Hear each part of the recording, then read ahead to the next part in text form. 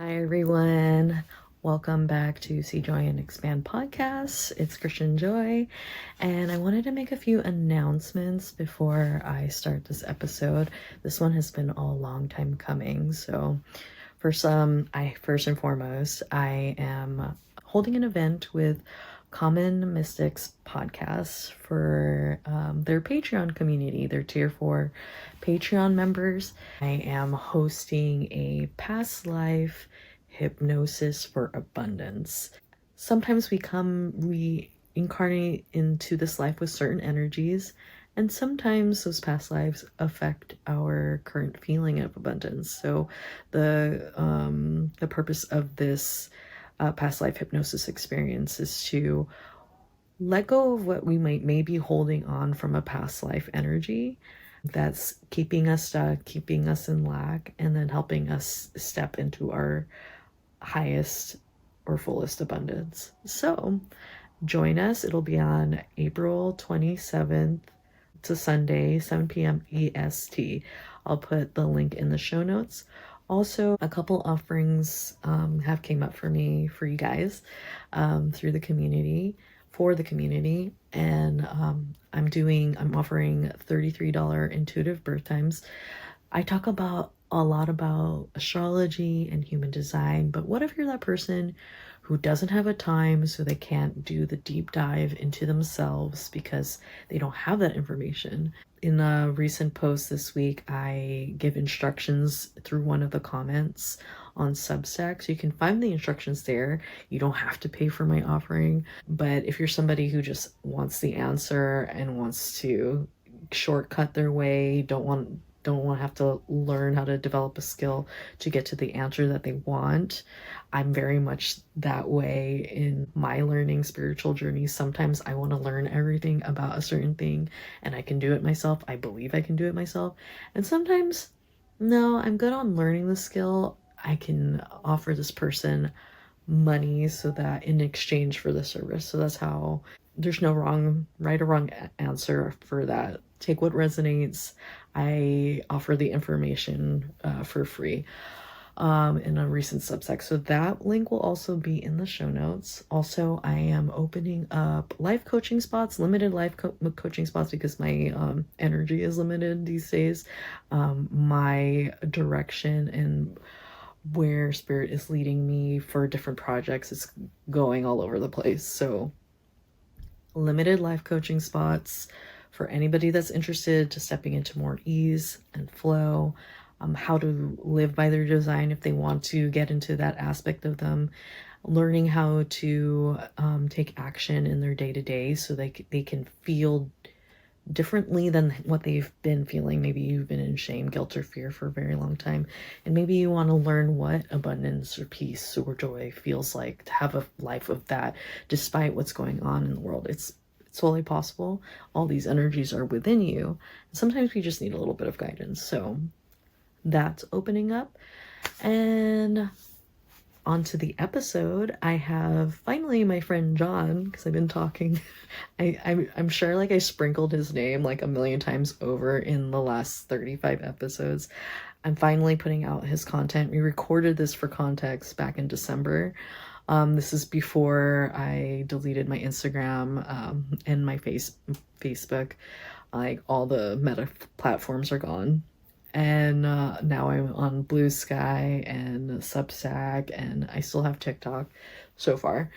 And you guys get to see the dynamic in which we talk to each other in when it comes to all like the esoteric spiritual topics, oneness, the different energies of shame and guilt, the energies we're stepping into as a collective society. We talk about the age of Aquarius in this first part of the episode.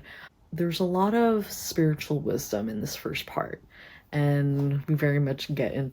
That's how our conversations are like day to day. So you guys get a little insight on what our conversations are like. And then in the second part, because John is a human design reader and a hypnotist, he does a little bit of coaching. This isn't your traditional human design episode. Like a lot of human design episodes, they organize it by like, this is a topic we'll talk about in human design.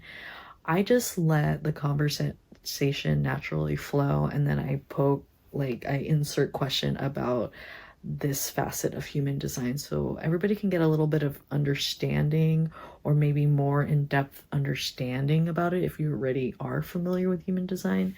And I'm very much the practical person. The part of me that's a life coach, and I like, how is this valuable in my, like, valuable in a practical sense in my day-to-day. Like, I think some people hear that I do quantum hypnosis, and I'm like, why do I ever need that? So I do love practical application for all these tools. So I do ask questions, and he does coach me on the use of human design in relationship and better understanding of myself and how to use my design. So you'll get an insight in that. And by the way, background, we're going to talk in the lens of projectors and manifesting generators, because those were the types we get into conversation about. There's a lot of value in learning about how other designs function, because it'll help you learn how to interact and relate with other people. And that's the value I found in human design when I first started diving into this journey. And I get into those examples in part 2 that's coming out the following day. So you guys can know where to reach me. You can reach me on where can you reach me? You can reach me on Substack. I have my email in the show notes too. You can message me on socials. I'm on Blue Sky. I'm on TikTok, and I have comments activated in Spotify, and comments and chat activated in Substack, and that's where I exist on the internet now. Otherwise, what's going on behind the scenes is all IRL type stuff, so I'm really excited for whenever that all comes together, and I'll share it with you guys, and maybe you'll see me live one day. That would be so much fun to meet you all. Anywho, you guys enjoy this episode, and I'll catch you on the next one. Mwah. Hi, everyone. Hello. I'm just laughing because John and I have been talking for about 30 minutes now, and I was just like, you know what, we should just hit record. It's time. And welcome to the pod again. This is I don't know if I'm pointing the right direction whenever I make these videos, but I'm pointing at John. This is the famous John that I keep talking about on my podcast, because I keep saying, I need to have John on, the human design reader. I need to have John on. And everybody's probably like, who the fuck is John? Nobody knows who I am. So I'm just some random. I was like, maybe I made someone up. Maybe John is like a figment of my imagination, because it's such John. And they would probably be like, Christian, could you thought a more creative name? So I decided to hit record because I was like, we were having a really fun conversation about the difference in our social media feeds. And I like to think about how different each person is. And then I was like, wait a second, since everybody is their own unique person, and we're talking about social media already, I was like, well, what do you get on your algorithm? And I'm going to share what I get on my algorithm. So, John, can you start over? Because I really think it's interesting. Sure. Yeah. What were we talking about? Like, we were talking about Instagram. Instagram was getting a Instagram and lot, TikTok. just like my feeds. It's like a lot of spiritual quotes and things like that, things that I enjoy. I do my best to kind of just pay attention to the things that I like. So that's how I train the algorithm. So, well, spiritual quotes, I like to share those out because I think that I like the idea that everything that's been said has already been said. So then rather than like trying to be clever myself, it's easier just to like, oh, like I agree with this and put it out there. Cats, of course, from time to time, some K-pop, BTS stuff there. And then I think that's the bulk of it. It really actually it it depends. I don't know if it's like the time of day or what, but sometimes the algorithm just hits. It's like, oh, like this post hits, this one's good, this one's good, and then other times it's just like, oh, like I'm not really here for this. So that's mostly my Instagram feed. I was saying that the my TikTok feed is a lot of commentary, just like listening to different perspectives. So, like back during the pandemic, when like all the Black Lives Matter stuff was going on, and the Every Child Matters, like all the residential school stuff here in Canada was going on, there was a lot of commentary around that, and I found that TikTok was a great way of like listening to voices from the actual communities and then just seeing that different perspective, because like I'm not part of either of those communities, and I don't necessarily have the opportunity to have conversations like this in real life. So it's just almost like a window into a different world. And it's just like not only those two subjects, but just like across time, whether it's specifically about some type of social commentary or just like a general perspective on something else. That's kind of what I enjoy paying attention to on TikTok. And of course, there's like the fun videos and lots of dance challenges and stuff like that as well. Like oh, some of some of the ones that I watch over and over are like when what are those, like I don't know, like people falling off of things, like Oh, that's you, just like a that's very personal, specific. well, it's just funny. I guess it's like you don't expect this, and then you just end up watching it 50 times, or well, I end up watching it 50 times, and then eventually I have to stop because otherwise I wouldn't be doing very much else in my day. That's real. Like TikTok will have you, it's really easy to get sucked into TikTok. I feel Hmm. like more than Instagram. So I'm gonna tell my Hmm. what I see on my algorithm. So Yeah. on Instagram, which I feel like I got the flip. Like I get lot of like current like global stuff, current events, social justice stuff on my Instagram. And Hmm. then I have my morning like woo-woo affirmations, energy readings in the morning. Actually, that's like my algorithm is trained so much like that's what I do with it that it knows that's what I want to see in the morning. So I see the same accounts in the morning. And I was like, this is like how I start my energy in the day. These Nice. like one of them's a reading, and then when this one particular tarot reader, whenever he puts out his stuff, he always hops on my feed. Whenever he finally like puts out another card read, it's always on there, no matter what time of day. Always cats. I get lots of cats, and then what else do I see? Yeah, just like the like that's where I get my news, quote unquote. And then on TikTok, I get a bunch of creative stuff now. Like I see people making things all the time, like with their hands, and that makes me so happy because I'm like in that place where I want to make things with my hands all the time.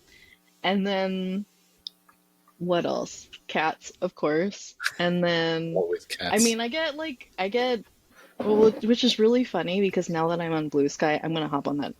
Before I go that for, let me finish TikTok. Um, what else do I see? Lots of music, lots of anime, like intro Mm. music for Dandadan, of course. That's been like my whole feed is the Dandadan intro, like people cosplaying and stuff like that. So, like, just so you guys know, between John and I, we have a lot of conversations about anime. So, Yeah. the other thing that we have in common, aside from being super woo. Yes. And then on Blue Sky, which is funny because I just opened up my Blue Sky account like, I don't know, a few weeks ago now, and I get herons, squirrels, Oh, interesting. a lot of like Milky Way stars, moons, and in between, I hear a lot of Democrats voicing their opinions, like anti-Trump stuff, and a lot of creatives with their art. I don't know. It's really cool, like what's happening with it. I don't know what's happening with it, but I'm really excited because I feel like now that I opened up that, a lot of things are starting to come together. Yeah. Like, I feel like what's happening with what we're creating moving forward now that we're stepping into the unknown, we're in like the Pluto is in Aquarius now, and everybody's already knowing that what we need to do moving forward needs to be different than what we've been doing in the past, especially with all the global garbage that's been happening the past like over a year. Like you thought the pandemic was bad. This past year and a half was pretty awful, like collectively. Hmm. And now everybody's like at this point where like if you haven't decided to change, you're like still at the top and are brimming and about to explode. Like you can't take this anymore. Or you Mhm. know you're already there. You're already there and you know that you need to change. And to change is to do things differently than what we've been doing in the past because everything up until this point created the world that we live in now. Mhm. So that's exciting. What do you think about all that stuff? uh, about the change, the collective change. I think, Yeah, I feel like everybody's like finally at their wits' end if they haven't decided to change. yeah, yeah. It's like when I look at it, like that shift from what was it? What age were we in? I can't remember. Like from what to Aquarius now? Oh, from Pluto in Capricorn to Capricorn. Aquarius. Yeah. That happened November 19th. Hmm. Yeah, the timing of that is so interesting because like the Capricorn was supposed to be like the organizations, institutions, and all of those structures, right? Which is definitely like everything that we see like that's in our kind of world now is all like corporations, institutions, organizations, and really like that the power kind of lies over there. And then even like shifting into Aquarius in November, like what is it? It's not even been 30 days, and all of these things have happened, right? And whether it has anything to do with the planets or not, like you could argue either way, but like the fact that things are happening, that the collective voice is becoming a lot more unique in terms of like individual voices are coming out and kind of like we're hearing more from like the individual rather than from the like from a corporation or from an entity, I guess. um, and if I think about like even like how social media and like ads and all of that or media just in general, right? Like media, those conglomerates are like really those organizations. And as social media started coming out, it was like the beginning of the individual voice. But it took like a number of years. So, you move from Facebook to Instagram, and then to all of the other ones kind of along the way, Twitter, X, whatever. And then TikTok really is that like everybody's got it in their pocket. Anybody can make a video, put out their kind of ideas or their thoughts, and then you kind of like just start to see where things kind of begin to coalesce. Um, and then that I think one of the interesting things is to understand that there are all of these different perspectives, and it's not that they didn't exist before. They've always existed, but they weren't in the awareness of a large number of people just because there wasn't any way of getting there. It used to be, you pop on the TV or listen to the radio, and it's like something that's been created specifically to be fed to you as an individual. And then you have all this collective groupthink. Whereas now there's all of these different opinions, and people are having individual conversations, and it's becoming a lot more diverse, I guess, in that way. And I think it's, if anything, it's just expanding our awareness to understand that there are things that exist outside the main narrative, the main quote unquote storyline that we've been kind of fed. And ultimately it just helps us ask the question of like, whenever we're presented with something, is like, is this actually like the way? Is this actually the reality? Um, and I think the answer is no. Like in the last number of years, even like in my own exploration, is like just trying to understand like what reality actually means to different people, because you can have all these conversations and have like different viewpoints, and if you just stop at the level of like, well, I disagree with you, and then we're just going to agree to disagree, then you don't actually understand how another person arrived at that particular point. When you kind of follow that all the way back, you find that at the root of it is something that's very like human, that is lost in translation as you kind of move to a specific like standpoint. And when you can kind of like have that deeper conversation and forget like, oh, like, well, this means that you're on that side and I'm on this side. No, ultimately we're all made of the same stuff. um I have a question. yeah. Um, do you think it's important to understand, like, when two people are meeting eye to eye? Because I feel like, I don't even know if important's the right word, but I feel like to a point, a person can only understand because they haven't had the same experiences. They can only understand, yeah, like they can only understand to some like point. Hmm. Yeah, I think like to me, what I how I view it, what I learned is that like understanding doesn't mean acceptance, and I think that was very helpful for me. I remember there was a time in my life where I wanted to always be right, so I Oh, would I've been, me too. right? Yes. Like why am I putting so much, like I look back, it's like why am I putting so much energy in trying to convince another person of my own viewpoint, if I'm not going to also put in the energy to understand the other person's viewpoint, right? Like to me, like if I look back now, it makes no Yeah. sense Yeah. because like I'm Yeah. not putting in that work. And the thing is, if I begin to say like, hey, can I like let me understand where you're coming from, so then I can better understand you, and then I can understand how my viewpoint can either align or differs actually from yours. Um, so I think that understanding, if we can look at understanding as not agreement, but just simply just observation, that becomes something different, right? It's not belief, where it's like I need to believe the same things that you do.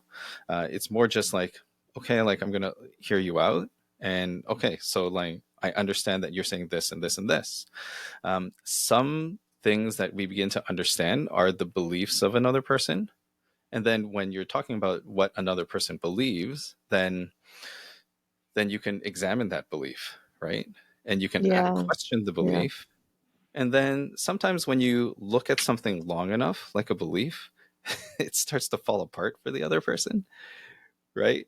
Like I The believe, person that you're witnessing, like the yeah. big word that came up when I was listening to you is witnessing. Like Mm. I feel like maybe when you, if you can't understand fully, maybe witnessing's the answer. Like Hmm. maybe that other person, or witnessing or listening, the other Hmm. person just wants to be heard in their truth, and you don't necessarily have to agree with it as long as Hmm. that person doesn't feel like they need to be right. Yeah. Well, people get their backs up very quickly um, when you don't listen, or when you don't Mhm. witness, or when you don't just like when you, if you're not present with somebody and you're just listening to respond, oftentimes it's like, well, said something I disagree with, and I got the perfect point to counter you. So I'll either wait for a pause to say my point and disregard like anything else that you say, so that, like I'm no longer listening, or I cut in and I'll be like, no, you're wrong. It's actually this, and then the other person hasn't felt heard, so then they won't be ready to hear you. It's almost like if you think of like resonance, or like all of that kind of idea, if you're not on the same wavelength of like, I'm going to sit, be open, and listen, then Mhm. they won't be either, right? And oftentimes that's how I could imagine things kind of building up, because like, well, you're ready to fight, I'm ready to fight, and then let's keep kind of going down that road. But like if you've Mhm. ever tried to fight with somebody who just doesn't want to fight with you, it's very difficult, right? Somebody comes to Who you and doesn't like, want to fight with you? well, Yeah. yeah, right, like someone comes to you and is aggressive and is like, hey, you're stupid. It's like, Yeah. okay, sure, uh, Okay. I I'm roll. stupid, thank you, right? Is or that how or you, is that or your go-to move? Like, huh? okay, sure. Yeah. Well, I can accept your viewpoint. If you think I'm stupid, if you think my point doesn't make sense, I can accept that. Yeah. Now, Yeah. then I can ask you, like, what what makes you believe that I'm stupid, right? Like, what are the specific things? And then sometimes there's nothing behind it, or sometimes it'll kind of reveal something that's really uh, deep and help me better understand that, like, it's like a frustration, or it's like something else that's underlying that kind of that kind of tone or conversation or approach to something, where it's Hmm. just like, sure, like, I'll take it. I'm not going to take it home with me. I'm not going to be like, Yeah. oh no, like this random person just called me a I was name, like, right? this It, person's having a moment. They're yeah. having a reactive moment. And it Yes. depends on context too. Like you don't even know like how did this situation arise? Has that Mhm. ever happened to you? What's That that? somebody just said that to you? Oh, it called me stupid. Yeah, Maybe out of not nowhere. out of nowhere. I can't think. I can't think of anything specific. It was just a I random can't example. I can't even like imagine somebody just walking up to you Yeah. unless they were just like what so in my brain database how Yeah. my brain made it make sense was like maybe it was like a random person on the subway in New York.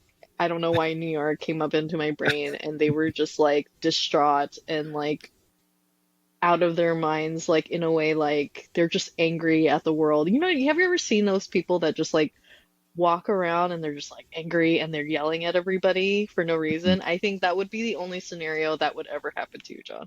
Yeah. That would It's be it. it's possible. I mean, like, I've dealt with like angry people before, like in a retail setting, right? Like, Hmm. so like people are frustrated and they're like, Were you in oftentimes, like, retail? yeah, like when I worked in corporate pharmacy, it was like a retail setting. So we sold like No. stuff on the, we sold product and then had the pharmacy in the back. So then people Hmm. would be upset. And oftentimes it would be like an attack, like, you did this wrong. Why are you doing this and all of that? And like, if I were to react to every single thing, like I actually saw that once, of somebody reacting to like a person saying, you did this thing, and the person's response on the employee side was like, I didn't do it. And then it was like a huge fight, it was a huge thing. But then if it's like, It well, always is when you're like defensive back, when mhm, your reaction to the reactive person is defensiveness. mhm, Which we're saying all this, you guys, and we're like, it's not that we're perfect at it either. Like, we have our moments too, as I think as long as we're human, we have our moments. Like, oh I yeah, catch myself being defensive once in a yeah, while with my partner. So yeah. just so you Oh, know, it's okay to be absolutely. human. It's absolutely. And like part of that is also witnessing yourself, right? Mhm. Like, you get into a potentially you get into a situation where you might react, and then if you cannot allow yourself to acknowledge that you've reacted, then you're going to be firm in your position, right? It's not Mhm. that like, oh, like I have to acknowledge and accept that I've felt this way, rather than like, oh, I'm just right, or I'm just like, like, forget the situation. You're like, leave me alone. Um, yeah. But that's like, I think that we always want to be right. Like, that's Mhm. kind of like a default, right? It Ooh. is a default in like the society and culture we've grown up in when like we grew up with parents who maybe grew up with parents or society that gave us all the right answers and like Hmm. we were scared of making mistakes if you like grew up with parents who tend to be lean on the more like don't do anything wrong or tend to be like perfectionist size. Hmm. That's the family I grew up in. Yeah. So. Yeah. Well, it's like family is one place where it starts, and then like you go out into school, and then there's like right answers and wrong Oh my answers, God. Yeah. right? Like It's like, what a conditioning. Like I hmm, always say like school kind of did us this disservice in that way. Like it did us well in learning discipline if that's what we needed, hmm, which I didn't learn discipline from school, but but when when we were taught to think and behave a certain way for our formative years of life up until like say you went to college, like post-secondary school like that, you could have been in school in like almost until you're 30. Hmm. So, I mean, like, I'm thinking of my sister. She went to med school and like all that stuff. So she was like 27 when she became a doctor. Hmm. So, like, that is long-seated programming. And for anybody who ever feels like they want to change or need to change and feel like shit on themselves for not changing, like, know that they're in this pattern that's not serving them and they're serving them and don't know what to do next, or like shitting on themselves for doing it wrong. Just know that you're programming. You have like 20 something years of programming that you're trying to undo. Like, give Hmm. yourself a little compassion and say, I have a lot of work to do. When I realized, like, when I had my awakening, when I realized it, it was 3 years ago, and I undid, like, it turned into a second job for me.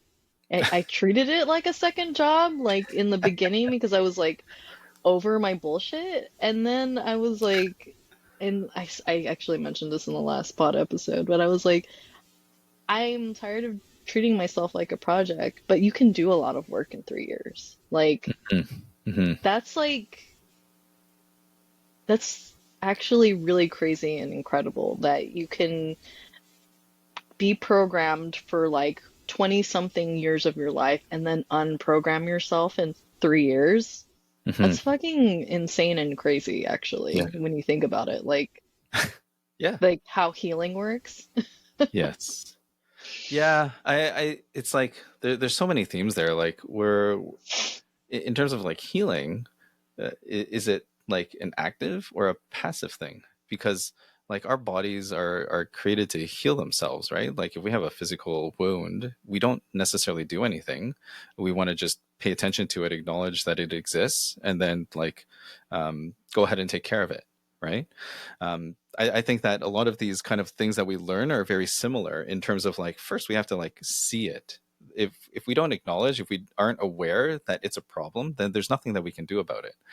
um, I think ultimately the final step is really letting go of needing to do something. It's actually more of a release so that you can create space for the healing, or for for the healing to happen.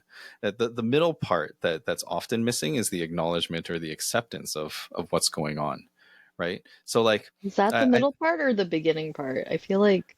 I think it's the middle part, because you have to be aware of something before you can accept that it exists. So what happens before the middle part, like in the Before the middle beginning, part, awareness. before the awareness? Oh, I Before thought the middle awareness, part oh, was awareness. before awareness is just ignorance. You don't know. Oh, okay. Yeah. That actually Oh, makes sense. I was like, right. what? I was like stepping into healing. Yeah. I thought the first step was awareness. No, that makes sense now. Well, yeah. That I mean, like we're, technically, it's the we all first step start is to with be. ignorance, right? Yes. You don't know what you don't know, right? I have a question though. Yeah. So which one is it? And I have my thoughts on this. Is Mm. it active or passive healing? Um, I think the actual healing itself is passive, but putting the pieces together for it to happen, like creating the right environment, is kind of the active part, if that makes Hmm. sense. Hmm. Does that make sense? What do you think? Well, when I heard it, I was like active. Well, am I forcing it if I'm being active? Like if we're on our way to healing, then like how I said I like treated myself like a project. I mean, in the beginning, I felt like I wasn't treating myself as a project, but as I kept going and being active and not enjoying my life, it started to feel like a project. Like I was treating myself like a project instead of like out going out there and living my life and letting life teach me the things.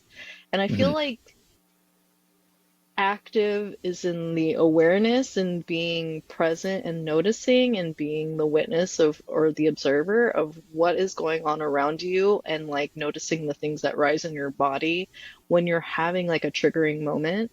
And passive is when universe is there to guide you with all the external things that do trigger your insides. Does that make Hmm. sense? Yeah. Yeah, that makes sense. I would agree. Yeah, 100%. 100%. Like if you think about it in terms of like the conscious and unconscious split, right? Like if you talk hypnosis type of thing, it's your conscious is that part that directs your attention. But once you've directed the attention, everything else happens unconsciously. You know, like it's like if you want to Mm-hmm. walk out of your room, you just think that you want to walk out your room. That's your intention or your attention. It's on that. And then your body does the rest. It just happens. So in a way, like everything is you're doing it, but some of it, I guess, is unconscious, which kind of like to me is, I guess, quote unquote passive. But Mm-hmm. I guess if that makes sense. I'm trying to Well, think if it makes sense. what do you think about intention, like Hmm. intending to do that thing? What if like how do you put intention into that? Like you're thinking of walking out of the room, Hmm. but you could walk out of the room. I guess intention is where you choose the energy in which you're taking action.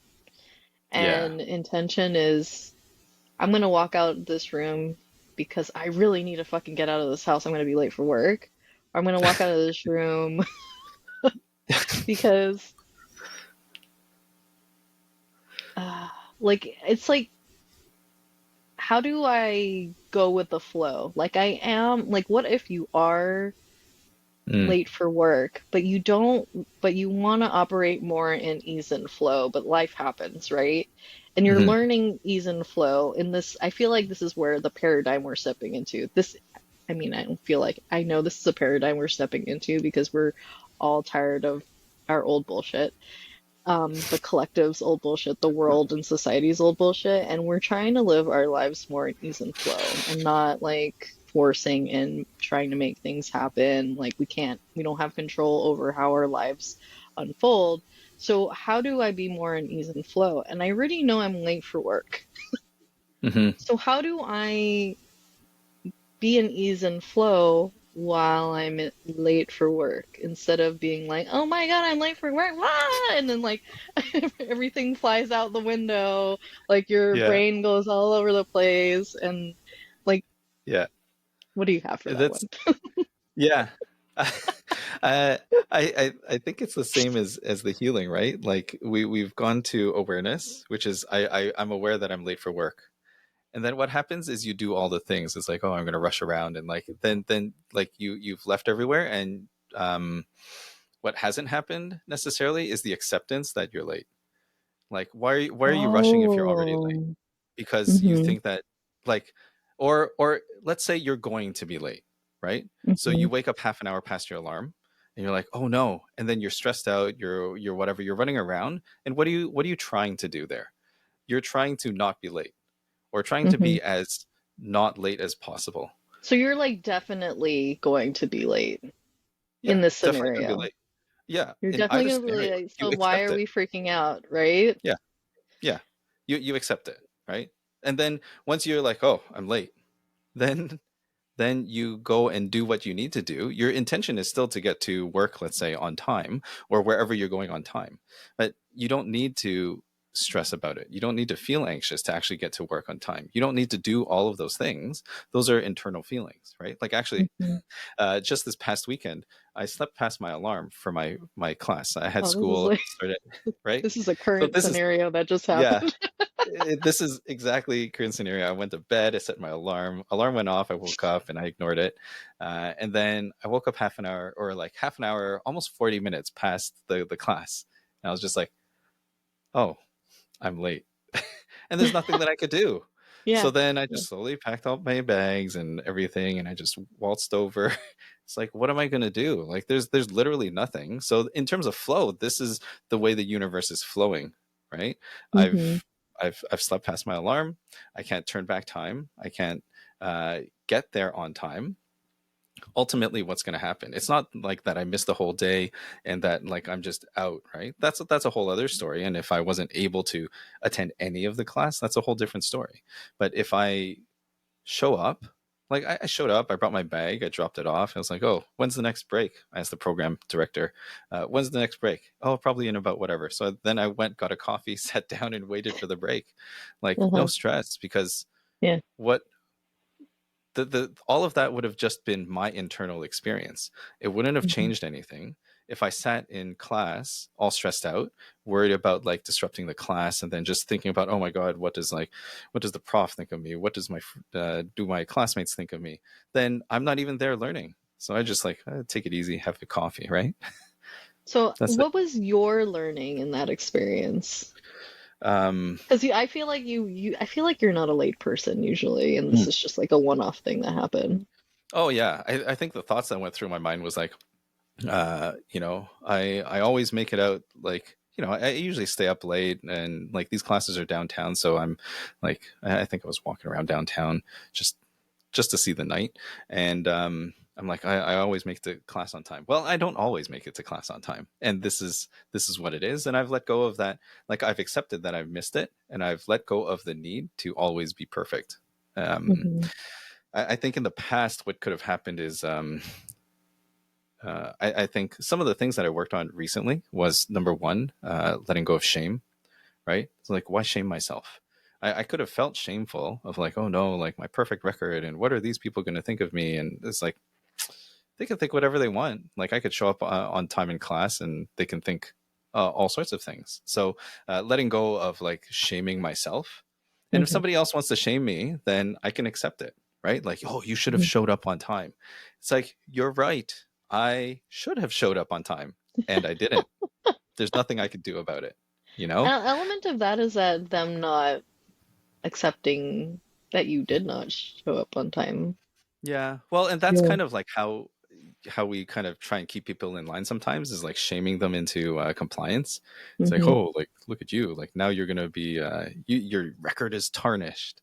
It's like, Yeah, yeah. I guess so, but I've said a lot of times, like in on this pod, like I'm not a big fan of shame, guilt, or fear of those feelings. I don't think they're useful unless it helps you learn something about yourself. hmm Otherwise, you're perpetuating shame, guilt, or fear, like hmm out.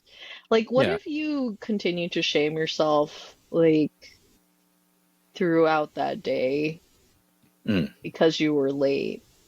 How would you think you would come off to other people? Just like, do Uh, people like notice that in you, or I don't know. sure. Well, I mean, like I would probably have brought it up like with people's like, oh my god, I can't believe I was late, I can't believe I was late, and like that Yeah, would have been the conversation the whole day, right? yeah. That would have been But the only focus. That's the only thing you would have saw the world outside of you is through the then lens of shame. and it's a powerful emotion because it keeps you in place, right? Like Hmm. any kind of fear emotion keeps you in Oh my God, place. it keeps you in the past. Yeah, This yeah, past version of yourselves. It keeps you yeah, stuck in the, oh. yeah, See, and this is then why I don't like those feelings. It keeps you in, like yeah, stuck in the past instead yeah, of embodying your best version of yourself. hmm yeah. And I think that it's important to recognize when you're having those, because it's not um it's just part of the right, like the spectrum of human emotion. So then it's not that because you've had this thing that you're any less human. It actually makes you more human, right? Hmm. Not human Hmm. would probably be like, hey, I'm happy all the time, and like nothing touches me, and like, I'm like a floating ball of light, and like I'm shining everywhere. It's like none of us have that experience, because um it's not real. It's not real to have that I experience. want to see John, the shining ball of light, just floating all over the place. Ooh. I I mean, like, it's all it's always there, right? Yeah. Like all of us are these infinite sources of like wonder. It's just there's so much depth in every single person, and when you can look at people that way, then it helps you see more than just what people present to you, right? Hmm. Like you're Hmm. looking past just the words that people say, or like the actions that they're taking, and rather than putting your own narrative to it, you could either understand that there's a deeper person in that person that you're looking at. And when you can see that, then I guess in some ways, like, you first have to see it in yourself and understand that you're not like just like a collection of reactions. You're not just like, if this happens, I'm going to react this way, and if that happens, I'm going to react this way. This person says this thing, I'm going to say that thing. No, it's you're here to receive. So then, all you can do is give yourself and hope that the other person receives it as well. At the same time, you have to be ready to receive what the other person's giving. If you're not open to that, then there's no transfer. If everybody only wants to give, and then take, I guess, is like taking what they think they need from another person, it doesn't really feel that good. But if you can just give openly, um, and I think that's kind of like my approach in terms of a lot of the conversations that I have, like, especially when people are struggling, it's rather than saying like how perfect I am and, hey, like, look, if you can do this thing, then you'll feel this way. It's no, it's like, I've been where you at. I can understand where you've been. In fact, like, look, I was late for class, like like 2 days ago, or yesterday, one day ago. Hmm. It's like there's no sense in keeping all of that behind, because it makes you look inhuman to always be perfect.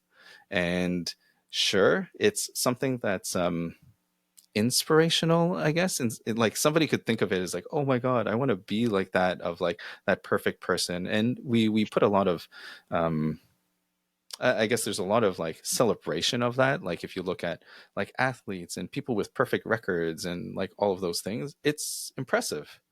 At the same time, it's not, I guess, the norm. It's not the natural state of things. There's ups and downs. It's like we have seasons, 4 seasons, right? We have spring, leaves come, summer, fall, and then winter, everything dies. It's always a Yeah, cycle, yeah. right? We're always changing everything, every season, different energies. Hmm. Um, and we're stepping into this new one. What do you think about athletes? Like, I'm curious about, Athletes. Okay. I What do know you want to because know we about? were talking about like Mhm. athletes for a second and how they seem to always like be number one, or they're Mhm. always going for the gold and stuff like that. I don't know Mhm. if you have any information or insight on athletes. It's just like, huh, this is Mhm. really interesting because I feel like it takes a special certain, not special, but like a certain someone, a certain biology, a certain drive to become that kind of person Mhm. who's like elite in that sport or what have you. Mhm. And I'm just wondering if you have any. You were talking about MMA earlier. That's why I think Yeah. that's why that came up in my mind. Yeah. Well, it's it's impressive. It kind of shows like a very specific slice of the human condition, right? Like, you look at athletes who are really on top of their game.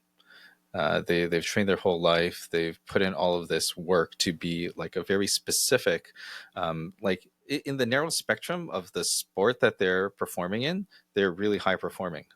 You know, it makes me wonder like what other aspects of their life have been taken from, or have been given up. Yeah, Um, ignored yeah.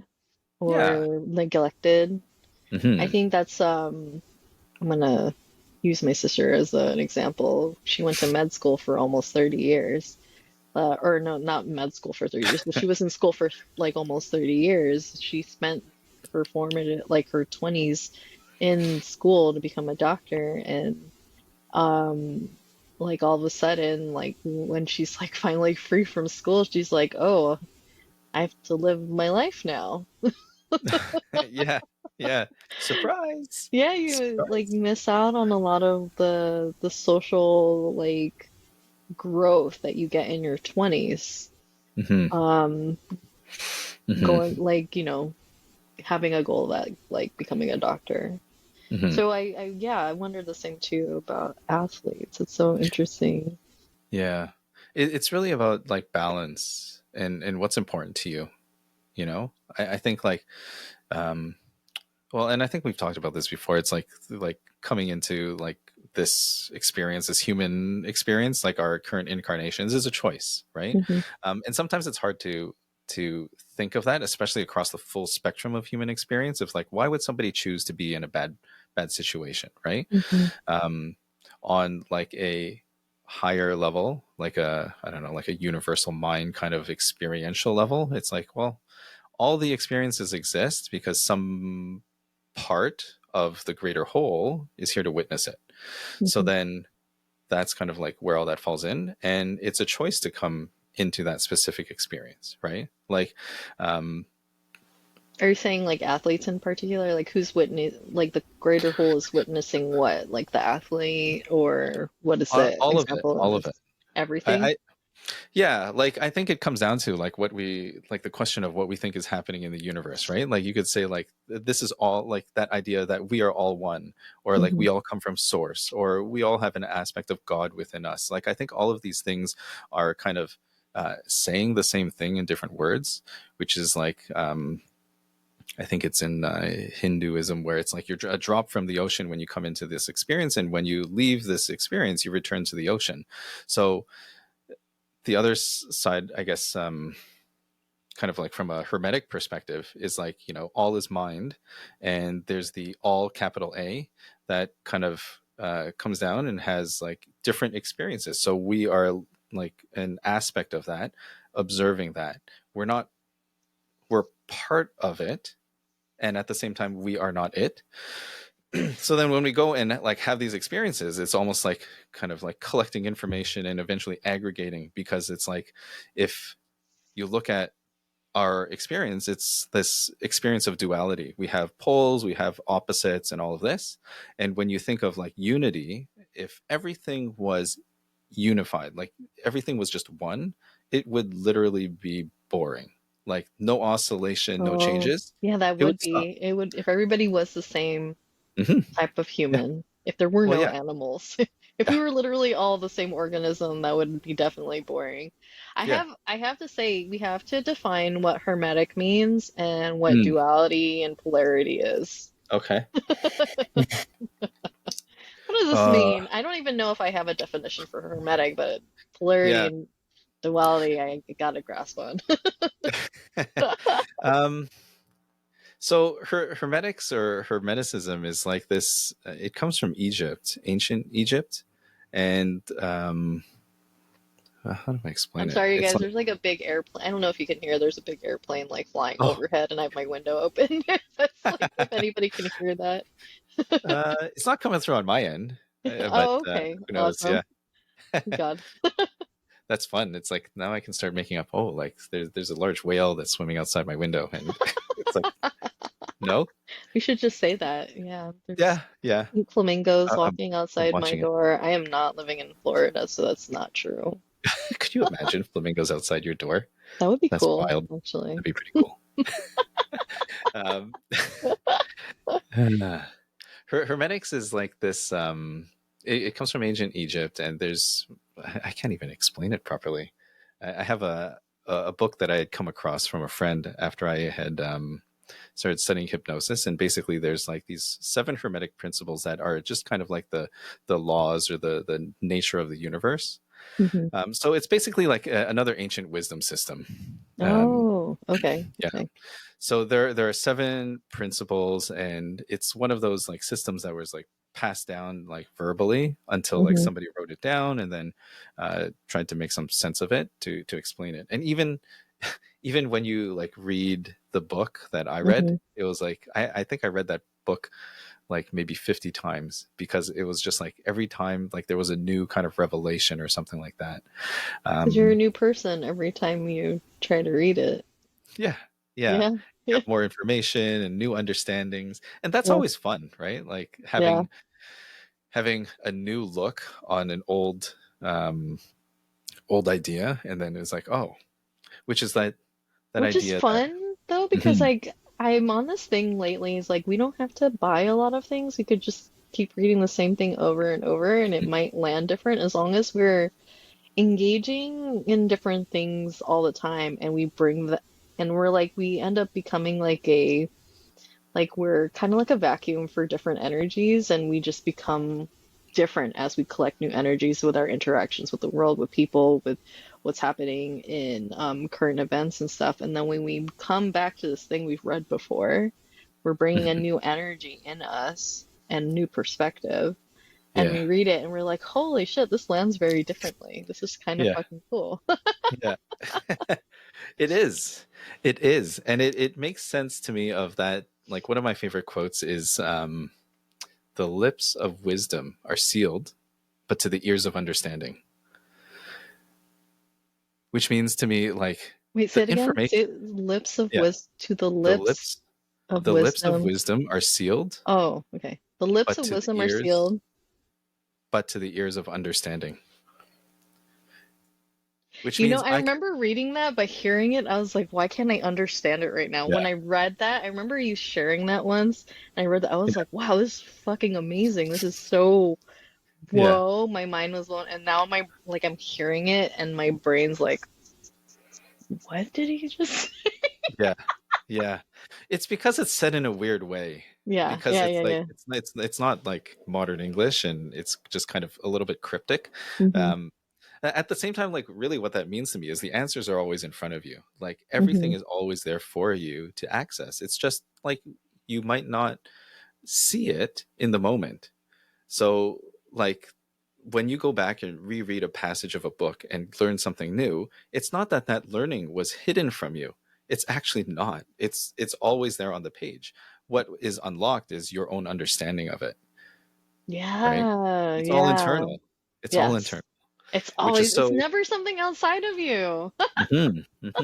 Which then like kind of takes you down that rabbit hole again of like talking about what is reality, because then like you're perceiving things and you're kind of understanding things from your own perspective, and then when you look at the same situation in reality, you can look at it and understand it completely differently, and it's because something inside you has changed.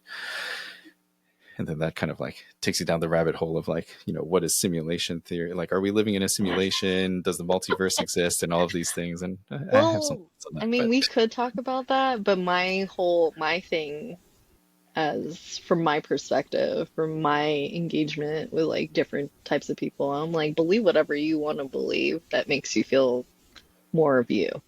Mhm. So if it feels great to believe that we're living in a simulation Yeah. and it helps you be your more at home to yourself and your most authentic self, I'm Hmm. learning recently that authenticity is like the highest vibration that you can embody. And I was like, actually, that makes a lot of sense because that's like one of the hardest fucking things to do. Yeah. Yeah. But totally worth it because when you're authentic and you're in your highest authentic vibration, you're like, don't give a fuck. You're just being yourself. And when you see that, when you see people do that, you inspire other people to do the same. And that's Yeah. really beautiful and potent and like how different would the world look like if everybody just was that?